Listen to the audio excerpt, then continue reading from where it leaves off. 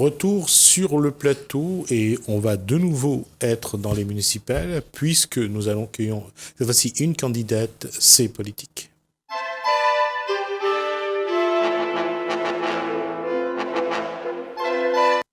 Bonsoir Sandrine Lambert-Mareuil. Bonsoir. Vous êtes candidate dans quelle ville ? Dans la commune de Saint-Leu, quartier Trois-Lettres. D'accord, c'est votre première c'est le baptême du feu. Baptême du feu ? Oui. Alors, on va d'abord essayer de connaître un petit peu, c'est qui Sandrine Lambert-Mareuil ? Oui. Qui êtes-vous ? Eh bien, je suis une citoyenne saint-leusienne, donc saint-leusienne de feuilles, de branches, de racines, parce que ma mère et mon père viennent tous les deux de Saint-Leu. J'ai 40 ans, je viens de fêter mes 40 ans, et je suis commerçante à Saint-Leu. Bon, je ne vais pas demander pourquoi ça vous a fait sourire. On va parce garder... que j'ai passé le cap des 40 ans, c'est une épreuve. Ah, c'est une épreuve ? Bah oui. Bah oui. La question est posée. Là, alors, d'abord, quel est votre parcours un petit peu ? Vous avez travaillé avec les associations. Avant d'arriver en politique, vous avez fait des choses alors oui, citoyennes. Comme je dis toujours, donc je suis une nouvelle en politique, mais je ne suis pas une novice de la vie, puisque avant d'arriver en politique, j'ai effectivement un petit peu officié dans le domaine associatif, puisque j'ai pas mal vécu à l'étranger, dont 8 années à Paris. Et pendant ces 8 années à Paris, j'ai œuvré, par exemple, pour la Croix-Rouge. J'ai fait partie d'associations qui étaient en lien avec les pays du tiers-monde, parce que j'ai des compétences linguistiques. Donc, je pouvais traduire certaines lettres entre les enfants et leurs parrains et marraines. Donc voilà, donc je me suis rendue utile comme je pouvais. D'accord. Donc se mettre au service des autres, c'est quelque chose que vous concevez sans problème en tout cas. Je crois que ça fait partie de moi en fait depuis toujours. Et on le ressent, je pense, quand on discute un petit peu avec moi. Vraiment, j'ai toujours eu envie, j'ai toujours eu l'amour des autres, en fait. C'est pour ça ce qui fait que je suis en politique aujourd'hui. Vous êtes rentrée à La Réunion il y a 4 ans. J'étais enceinte de mon petit garçon et je voulais qu'on l'élève ici avec mon mari. Et donc voilà, je suis rentrée il y a 4 ans. Et le dernier pays où j'ai vécu, c'était le Japon. Et j'ai voulu rentrer chez moi. D'accord. Qu'est-ce qui vous a amené à choisir, à décider d'être candidate dans cette municipale ? Quel est le parcours ? Quelle réflexion ? Je pense que c'est la suite logique, en fait, de ce que j'ai effectué auparavant dans le cours de ma vie. C'est vrai que le fait d'avoir un enfant, ça a changé complètement ma vision des choses. J'étais une personne qui rejetait totalement la politique. La colère qu'on peut entendre aujourd'hui chez les uns et chez les autres, c'était aussi la mienne. Mais c'est vrai que je ne savais pas... Enfin, je suivais la politique, si vous voulez, mais de très loin, en fait. Mais je ne me voyais pas m'engager dans ce type de combat. Mais le fait d'avoir eu un bébé, je me suis dit, qu'est-ce que je pourrais faire pour améliorer l'avenir de cette génération, finalement. Et le deuxième déclic, ça a été les Gilets jaunes, en 2018. Donc c'est là que je me suis dit, il faut que j'agisse, ne pas rester spectatrice. Et être maire, pour vous, qu'est-ce que ça vous offre comme outil pour travailler pour les générations à venir ou pour cette génération déjà ? Pour moi, être maire, c'est être... Le maire, pour être maire, c'est M-A-I-R-E. Effectivement. On peut dire mairesse, c'est aussi correct. Ouais. Mais être maire, c'est être à proximité des gens, réellement. Parce qu'il faut dire que le maire ou la maire, ce sont les politiques qui sont les plus proches de la population. Et c'est ça qui me plaît dans cette mission, parce que ce n'est pas un métier, c'est une vocation, c'est une mission pour moi. Une mission qui peut ne pas durer non plus 30 ans, comme certains de nos politiques font une carrière... Tant qu'on n'est pas dedans, c'est difficile. On peut toujours critiquer. Oui, mais après, non, c'était pas une critique. Mais non, voilà. Je ne dis pas que c'est faux. La critique, elle est vraie. Oui. Mais après, je veux dire, souvent les gens me disent, moi, j'y vais pour un mandat ou deux, et après, ils en font toute une carrière pendant 40 ans. Bien sûr, oui, bien sûr. Donc voilà, c'est pour ça que je disais. Ce ne sera pas mon cas, monsieur Ramoudou. Je ne vous empêche pas de le faire. Hein. Je dis juste que c'est quelque chose que il vaut mieux ne pas se lancer trop tôt dans cette façon de dire les choses, parce qu'on ne sait pas après de quoi demain. Ah mais tout à fait, mais je pense que à partir du moment où on a certaines convictions et si on a un minimum loyal envers soi-même, je pense que voilà. On peut... Mais pour revenir à votre question, être maire, c'est être au plus proche des citoyens. des gens, de nos voisins, de nos amis, enfin de tous ceux qui vivent dans la même cité. Et ça, c'est quelque chose qui me plaît beaucoup. Je suis une femme de terrain. Alors, puisque vous êtes une femme de terrain, vous êtes partie à la rencontre de la population, comme la plupart des candidats, je dirais. Qu'est-ce que la population vous demande aujourd'hui? Qu'est-ce que la population attend du prochain ou de la prochaine maire de Saint-Leu et qu'est-ce qu'ils vous ont dit? Qu'est-ce qu'ils attendent de vous, par exemple? Je vais vous répondre très honnêtement. Il y a une très grande partie de la population qui n'attend plus rien. Oui, ça, des élus. Les gens ne croient plus en Les gens sont en colère. Maintenant, quand on prend le temps de discuter un peu avec eux, quand on arrive à rentrer un petit peu dans leur cœur, on se rend compte que oui, ils ont toujours des attentes. Ce qu'ils veulent, c'est la dignité, qu'on respecte aussi leurs doléances, parce que souvent, ils me disent toujours la même chose, telle personne, tel élu est passé, ou tel candidat, ils leur ont promis telle ou telle chose, et au final, 4 ans après, rien n'a été fait. C'est-à-dire, les gens sont dépités, parce qu'on vient, le candidat va venir pour quérir la voix, pour avoir la voix, pour les urnes, mais ensuite, il n'y a rien qui suit. Ça, c'est une chose. Mais oui. Vous, en tant que candidate, qu'est-ce que vous l'avez, dans l'échange, qu'est-ce que vous avez proposé? Qu'est-ce que vous l'avez dit? Qu'est-ce que vous proposez de faire si demain vous êtes à la mairie? Alors, beaucoup de choses, puisqu'on a 5 piliers dans notre programme, à commencer par le pilier social, parce que l'intérêt social, c'est vraiment, je pense, ce qui prime actuellement, en tout cas sur la commune de Saint-Leu. On a des gens, on se retrouve face à des personnes qui sont délaissées, qui sont dans une solitude sociale. On a des jeunes qui sont laissés à l'abandon et qui finissent, pour certains, malheureusement, devant Thiboutique le Rhum avec une bière toute la journée à la main. C'est pas une situation qu'ils ont envie de vivre, mais ce sont les choses de la vie qui font qu'ils se retrouvent dans cette situation-là. Nous, ce qu'on propose dans ce volet social, par exemple, pour les personnes, on va dire, vulnérables, fragilisées, on propose un service administratif ambulant. C'est-à-dire un petit camion qui va sillonner les quartiers de Saint-Leu qui sont très nombreux et qui va aller à la rencontre de ceux qui en ont besoin, parce qu'il y a des personnes, il faut pas oublier, il y a un taux d'illettrisme de 21% à La Réunion. Vous avez des gens qui sont en situation de handicap, vous avez des gens qui sont tout simplement pas capables d'utiliser Internet aussi, parce que tout se fait par Internet de nos jours.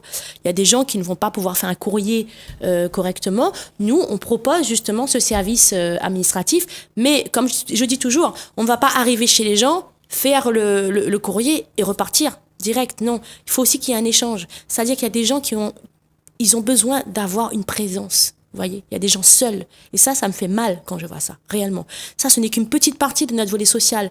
On va mettre en place également un local de service pour les sans domicile fixe dans un bâti existant, parce que les sans domicile fixe existent. C'est une réalité, en fait, à Saint-Leu. On ne les voit pas, ou alors on fait semblant de ne pas les voir, ou alors on ne sait pas. Mais il faut que les gens soient conscients de ça. Ce sont des gens qui se retrouvent dans cette situation, pas forcément parce qu'ils l'ont voulu, encore une fois. Mais ce n'est, voilà, le programme donc est disponible. Alors, 5 piliers, oui. Sur l'économie, sur le social. On a le social, on a un pilier sur l'écologie, qui pour nous n'est pas qu'un mot, c'est pas juste pour faire joli sur un programme, c'est un vrai volet écologique. On a l'éducation, on a la démocratie, qui nous... c'est le volet qui nous distingue le plus des autres candidats. C'est la démocratie participative, je suppose. Ou... Pas seulement. La démocratie participative. Et ensuite, il m'en manque un. La culture. Excusez-moi. Donc voilà les 5 piliers. Et la démocratie, c'est un pilier c'est un volet qui est traversant. On le retrouve un peu dans tous les autres piliers. Donc c'est ce qui englobe un peu notre programme.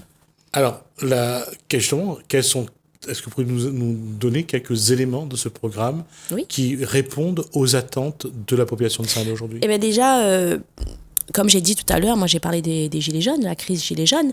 Ce volet démocratique, je pense que la plupart des citoyens l'attendent, pas seulement Saint-Leusiens mais Réunionnais.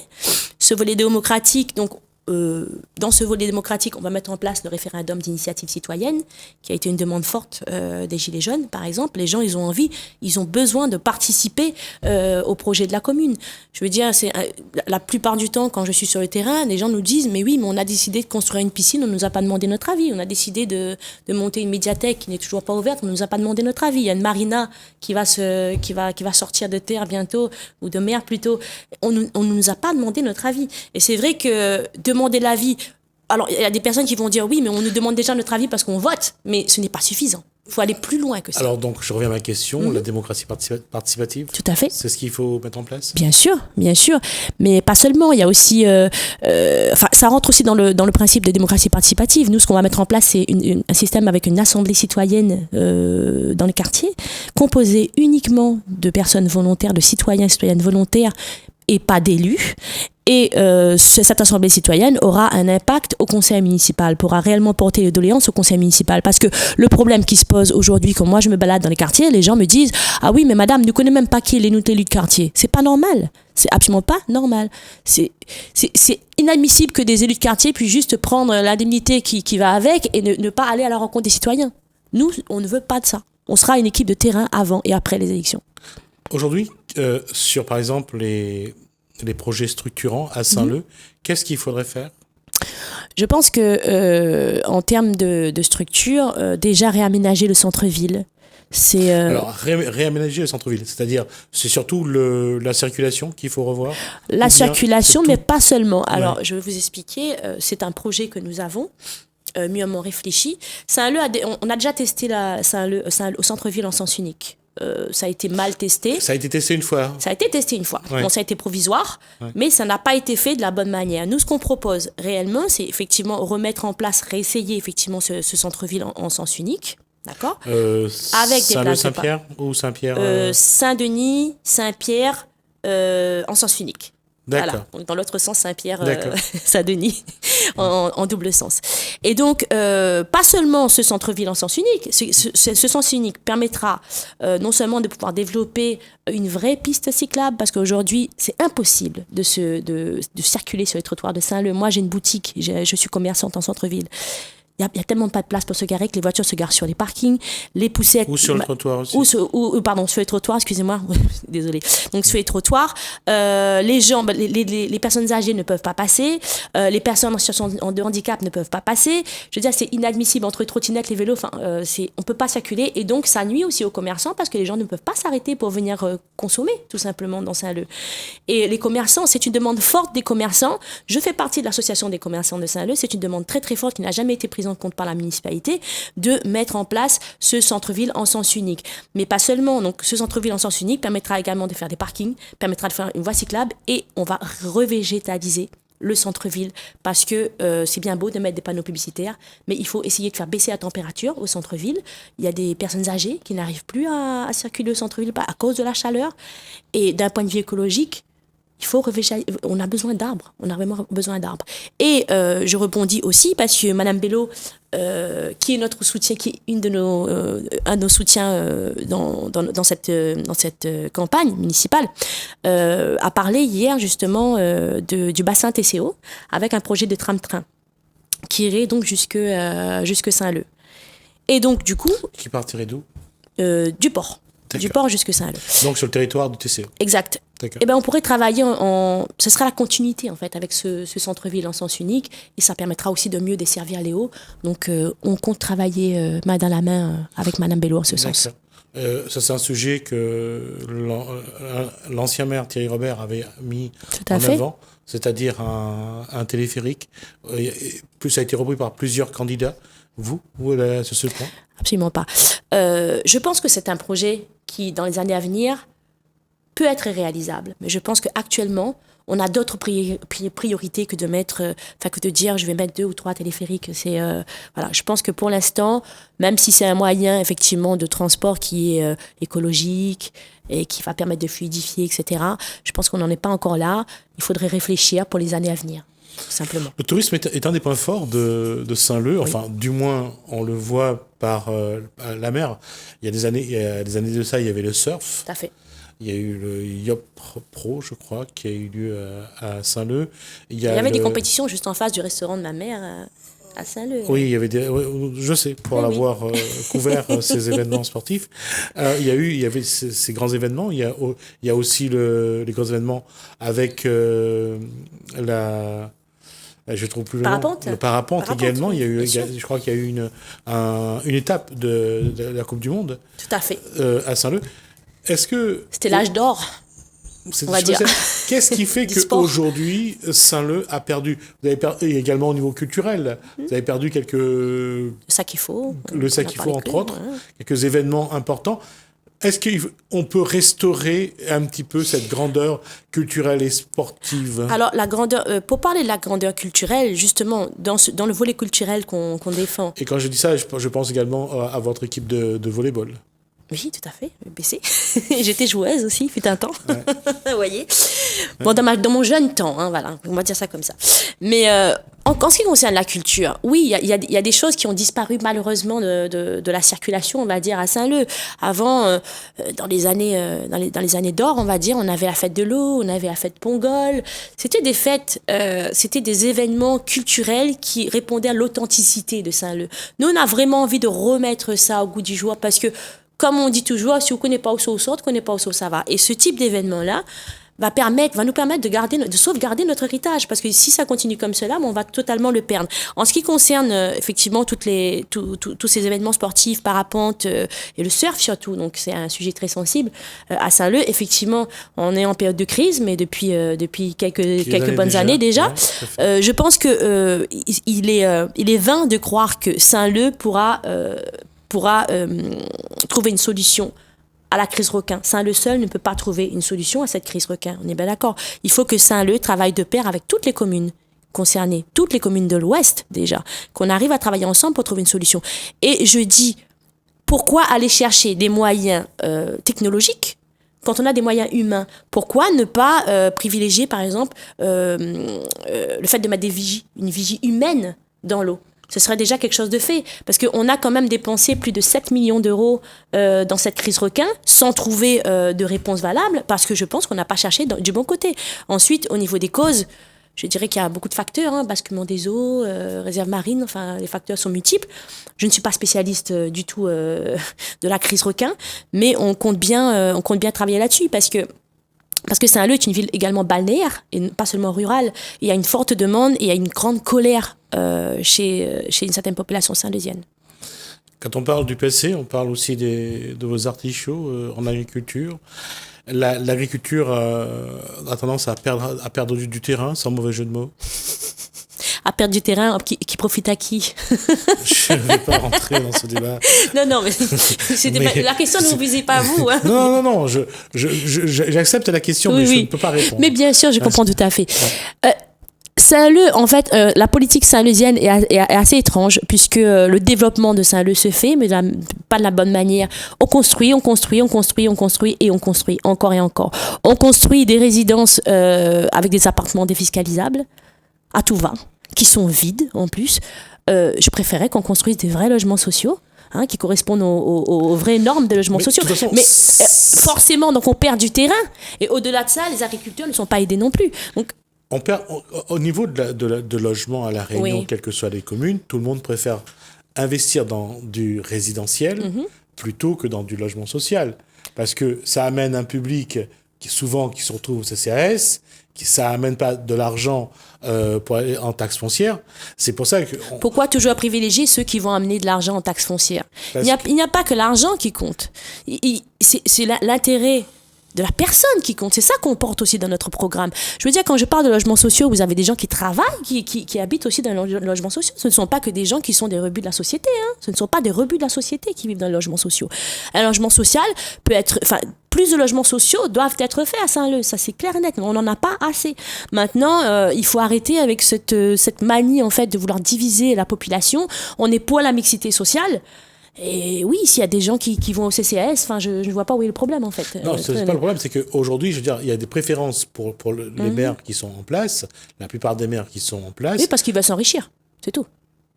ou peut-être amener aussi de l'argent dans le budget de la commune. L'argent dans le budget de la commune, la taxe foncière est à Saint-Leu, importante. on se demande où il est passé l'argent, très sincèrement. Alors j'aimerais bien avoir vivement qu'on rentre à la mairie, qu'on fasse un audit et qu'on voit où est passé l'argent.